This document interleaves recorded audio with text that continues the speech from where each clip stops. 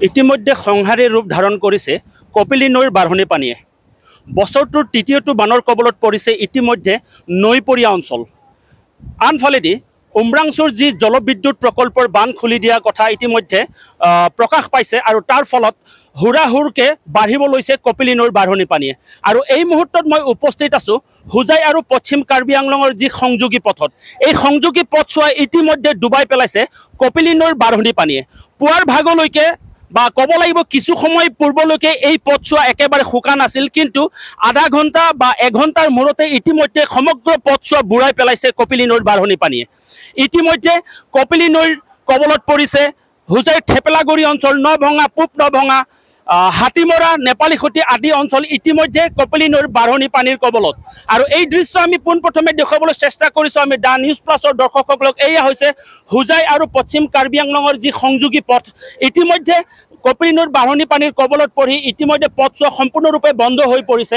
আমি দৰ্শকসকলক দেখুৱাবলৈ চেষ্টা কৰিম এই পথছোৱা ইতিমধ্যে সম্পূৰ্ণ বাঢ়নী পানীৰ কবলত আৰু পথছোৱা ইতিমধ্যে সংযোগ বিচ্ছিন্ন হৈ পৰিছে আৰু যাত্ৰী বা যাতায়াত ইতিমধ্যে সম্পূৰ্ণ স্তব্ধ হৈ পৰিছে। যি নেকি পশ্চিম কাৰ্বি আংলঙৰ সিফালে আছে গাড়ী মটৰ ইতিমধ্যে সিফালে ৰৈছে আৰু এইফালে যি হোজাইৰ ফালে আছে সমগ্ৰ এতিয়া যাত্ৰী বা পথৰ গাড়ী মটৰ ইতিমধ্যে স্তব্ধ হৈ পৰিছে। আমি সমগ্ৰ সামগ্ৰিক দৃশ্য ইতিমধ্যে দেখাবলৈ চেষ্টা কৰি আছোঁ। যি হুৰাহুৰে কপিলীৰ বাঢ়নী পানীয়ে বাঢ়িবলৈ ধৰিছে, তাৰ ফলত ইতিমধ্যে নৈপৰীয়া অঞ্চলসমূহ বিপদত পৰিছে আৰু ইতিমধ্যে বুৰ গৈছে বহুকেইটা অঞ্চল। ইতিমধ্যে নৈপৰীয়া অঞ্চলৰ যি নেকি জনসাধাৰণ গতি অন্য ঠাইলৈ ইতিমধ্যে স্থানান্তৰ হৈছে, যি নিৰাপদ ঠাইলৈ। এই সমগ্ৰ দৃশ্য হৈছে হোজাই পশ্চিম কাৰ্বি আংলঙৰ পথছোৱাৰ দৃশ্য। এই মুহূৰ্তত আমি ইয়াত যি স্থানীয় ৰাইজ আছে, স্থানীয় ৰাইজৰ সৈতে কথা পাতিবলৈ চেষ্টা কৰিম। পূৰ্বে যিহেতু ইতিমধ্যে তৃতীয়বাৰৰ বাবে এই বাঢ়নী পানীৰ কবলত পৰিছে এই পথছোৱা। দাদা, ইয়াৰ নেকি যি স্থানীয় ৰাইজৰ সৈতে কথা পাতিব চেষ্টা কৰিম। দাদা, যিহেতু দেখা গৈছে যে তৃতীয়বাৰৰ বাবে এই পথছোৱা বানপানীৰ কবলত পৰিছে, কি ক'ব এই মুহূৰ্তত মানে এই সন্দৰ্ভত? মানে এবাৰৰ আৰু পানীটো বেছি হৈ আছে, বাঢ়টো বেছি হৈ আছে, বাঢ়ি আছে বেছি। সেইটোৱে আৰু এতিয়াতো চব সতৰ্ক হ'ব লাগে মানুহবিলাক। এতিয়া মানে পটককৈ আহি গ'লতো, মানুহে গম নোপোৱাকৈ হৈ গ'ল, তাতেও ফাঁচি গ'ল, সেই মানে ডাউন চাইডত ফাঁচি গ'ল মানুহবিলাক। আমি জনামতে যি এই পানী পুৱাৰ ভাগলৈকে ইয়াত কোনো পানীয়েই নাছিল। আমি পূৰ্বেও ইয়াত আহিছিলোঁ, কিন্তু এতিয়া আমি দেখা পাইছোঁ যে সম্পূৰ্ণ পথছোৱা একেবাৰে বন্ধ হৈ পৰিছে। বাঢ়নীটো বহুত বেছি আছে। আমি অলপ আগত আহিছোঁ, ইয়াতে 1 ফুটৰ ওপৰত বাঢ়ি গ'ল।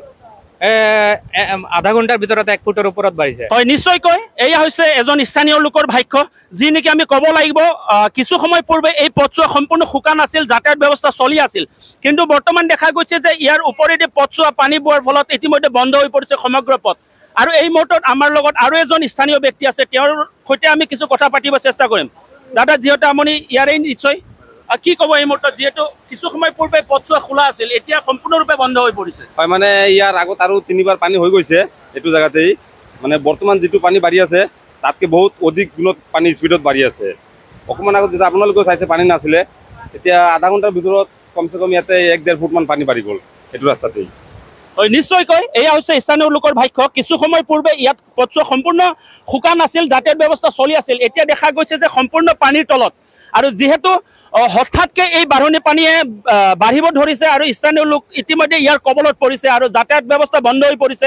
আমি এতিয়া লক্ষ্য কৰিব লাগিব যে জিলা প্ৰশাসন তথা স্থানীয় প্ৰশাসনে এই সমগ্ৰ সন্দৰ্ভত কি ব্যৱস্থা গ্ৰহণ কৰে সেয়া সময়ত লক্ষণীয় হ'ব।